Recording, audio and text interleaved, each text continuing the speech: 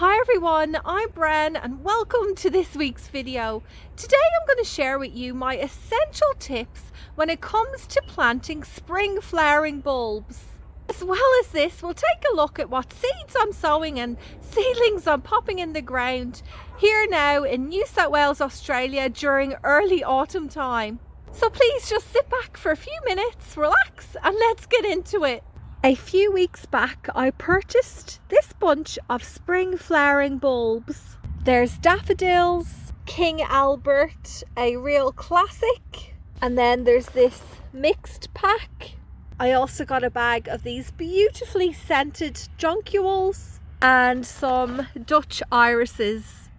All of these spring flowering bulbs are planted in autumn, fall time, but they won't bloom until early spring. I know that can seem like a long time to wait, but the effort and time that you put into planting them will be worth it in months to come. Seeing that bright pop of colour from the daffodils in particular is a sight for sore eyes after a long cold winter.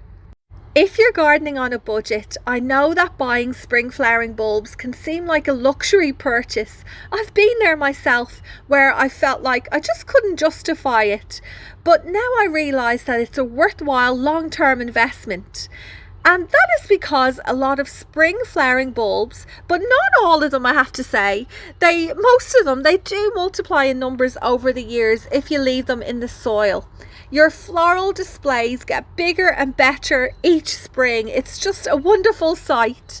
And after several years, you can dig up the clumps of bulbs to transfer a few elsewhere in your garden.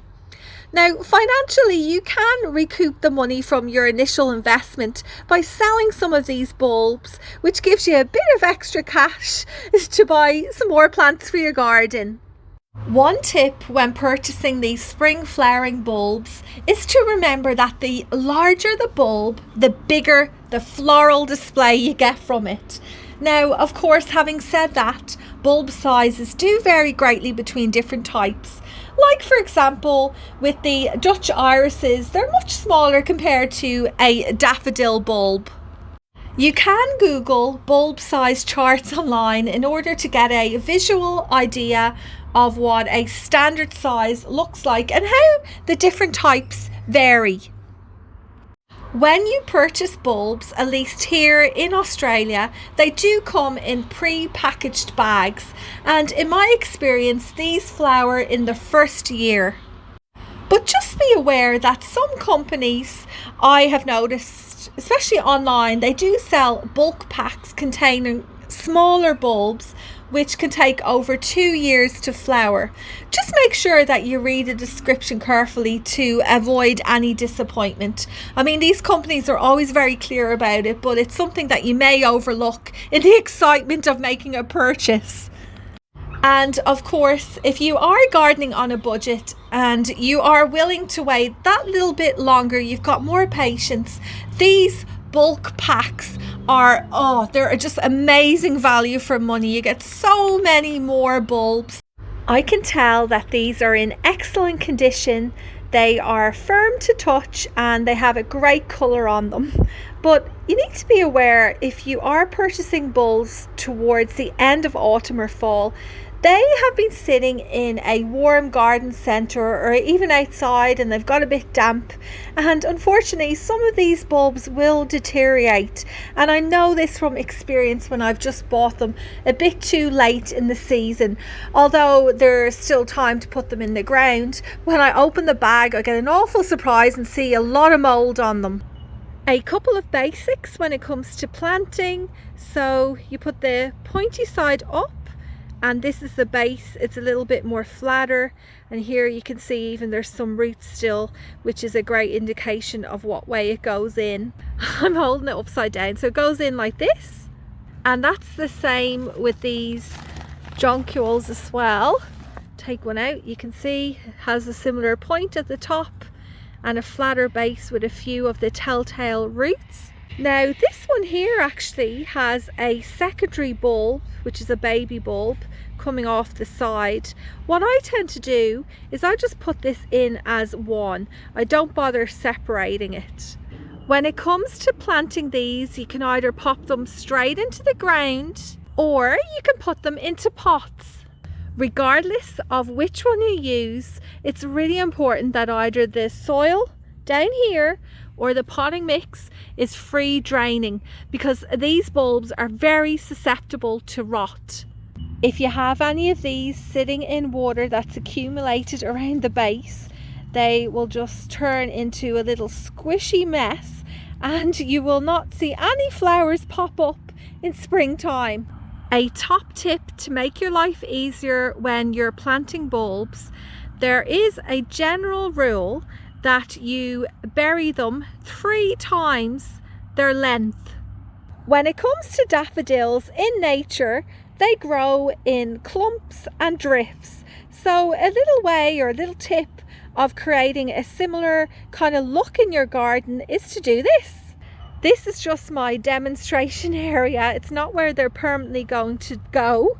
So what you do is you grab handfuls. It's better if you have 2 hands and you can get a big bunch, and just throw them in the allocated area where you do want them to, you want to put them in the ground. And what happens is you tend to get a kind of like that natural feel. The bulbs have fallen in a type of drift where you have big clumps together, like this one here.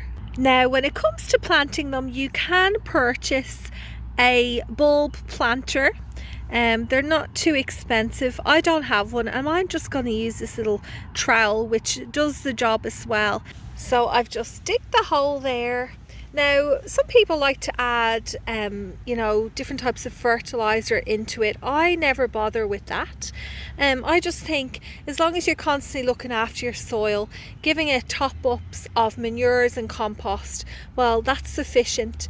I'm not going to buy any additional products to put in here. I'm trying to garden on a budget. I don't want any extra expense. So you pop your bulb in and then you cover it up. Sometimes it goes over to the side. Oh yeah, and another thing is too, because I'm not using the absolute correct tool, and this one does have a bit of a pointy end, just be careful that you don't make a little narrow hole in there where any water can, gather and form at the base, as I had mentioned before, causing this to rot. So just keep it nice and flat in there, pop your bulb in, cover it up, and away you go. I know a lot of you out there have different garden pests that will probably come and dig these up, like whether that be squirrels or gophers, whatever else you've got out there. In my garden, my biggest pest, and I don't like calling them pests, but they are the chickens, because they free range. They do tend to gravitate towards pots, especially ones that I have just recently planted with seedlings or bulbs. And what I do to stop them from destroying what I've created is I will get a lot of chicken wire and just cover this up once I've cleared it out and filled it up with these bulbs, and that will stop the girls from disturbing them in the soil, and hopefully they'll leave them alone. Will you do that for me, girls? Will you leave my daffodils alone? What do you reckon? I think that'd be nice, wouldn't it? They're in their element in this garden. The grass is so long.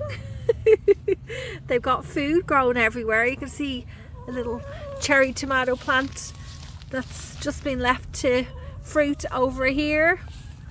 They're having a great time. Even though this garden still has plenty of beautiful flowers on the go, lots of food to harvest like this corn. I just picked it off to show you what it looks like. So fresh and delicious. It's time now, I'll leave that there for the moment, to really get stuck in and start sowing your seeds for autumn. Got a bit of a selection here. On this side I've got lots of flowers, and over here are my edible crops. We've got about 9 weeks left until winter here in this part of the world, in New South Wales, Australia. Still plenty of time to get these seeds to germinate because it's still quite warm out. Get the plants to grow to a decent size before winter arrives, because once the weather really starts to cool down, these will slow down in growth. Some may even completely stop growing and just sit there in the ground until spring arrives and everything will start to shoot off again. So if I can manage to get some of these to grow enough that I'm harvesting food during winter, I will be so happy. These are only a small portion of what I'm growing. It's time to get your trays cleaned, pick up some seed raising mix and cut up your old milk cartons or yogurt cartons for labelling. Some of you may have noticed that I've been taking a few bites out of this corn. I've been doing that between recording. It's just so delicious and fresh. Here's a fun fact about corn that you may not know. As soon as you pick the cobs off the plant, the sugars convert into starch. So the earlier you eat it from picking or harvesting, the sweeter the flavour. Like what I did a couple of weeks ago, I will put a list in the description of this video of what seeds to sow now. They will include flowers, fruit and vegetables. Sweet peas are a classic. You have some honesty here, just going through a few flowers. You have some calendula, lobeas, I never pronounced that right, and then heaps of different types of poppies, and that is only a handful of what you can sow. Do you know what? I don't start absolutely everything from seed. I purchase seedlings too, especially when I can find them at a really good price. In here I have some different types of onions, have lots of colourful silver beet here, lettuces, fennel, celery, you name it, a big mix. I showed you these a few weeks ago, just giving you a little quick update. And in here, these are all my containers, my container garden. Look how much the lettuce has grown. My goodness, lots of carrots germinating, heaps of different Asian greens, beetroot, kohlrabi. Oh, there's just so much you can grow here in this part of the world during autumn and winter. We are very, very fortunate to pretty much be able to grow food all year round. Well, that's about it for this week, everyone. Thank you so much for watching. I hope you have a great week ahead, and I'll see you again next Friday.